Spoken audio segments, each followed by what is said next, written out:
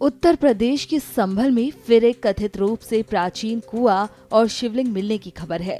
आप देख सकते हैं कि जेपीसी से खुदाई की जा रही है, जिसके बाद कुएं की दीवार हल्की सी दिखना शुरू हुई है।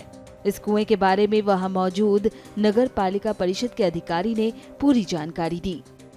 स्थानीय लोगों के माध्यम से पता चला कि पीडब्ल्यूडी गेस्ट हाउस के सामने एक कुआं है, तो उस कुएं की खुदाई हो रही है। पूर्ण खुदाई के बाद ही स्पष्ट हो पाएगा कुएं की प्रकृति क्या है। क्या शिकायत नहीं? शिकायत नहीं, जिलाधिकारी महोदय के मौखिक आदेश पे खुदाई हो रही है।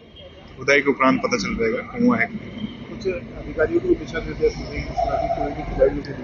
नहीं, ऐसा कोई दिशा निर्देश नहीं। जैसे कि आप जान ही रहे हैं कि इस पूरे संभल जिले में जो है एक अभियान के तहत जो प्राचीन कूप और तीर्थ है उनका जीर्णोद्धार हो रहा है, उसी के तहत ये कूप भी है। अब इसकी प्रकृति स्पष्ट होने के बाद ही हम कह पाएंगे प्राचीन है कि ये सामान्य कुआं है। सर, जेसीबी चलाई गई है यहाँ पर, क्या कुछ दीप वगैरह दिखाई दी? नहीं, दीप नहीं, उसके आउटर जो उसकी परिधि है, कुएं की परिधि हमें दिखी है।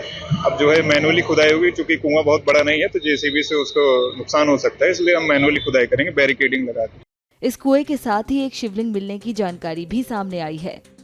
संभल डीएम ने इस मामले पर क्या कुछ कहा, सुनिए। संभल में तहसील है गुन्नौर, उसका एक ब्लॉक है रजपुरा, वहाँ का गांव पहलवाड़ा है।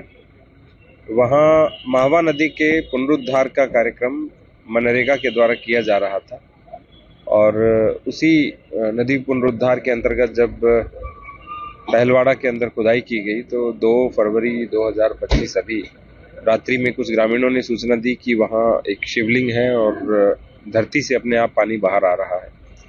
हम यहाँ पे अरेल नदी का पुनरुद्धार कर रहे हैं, पहले सोत नदी का भी पुनरुद्धार किया गया, तो उसी के क्रम में हमने एसडीएम को कहा है कि वो देखे रियल स्थिति क्या है और पता लगा रहे हैं कि वास्तविक स्थिति क्या है।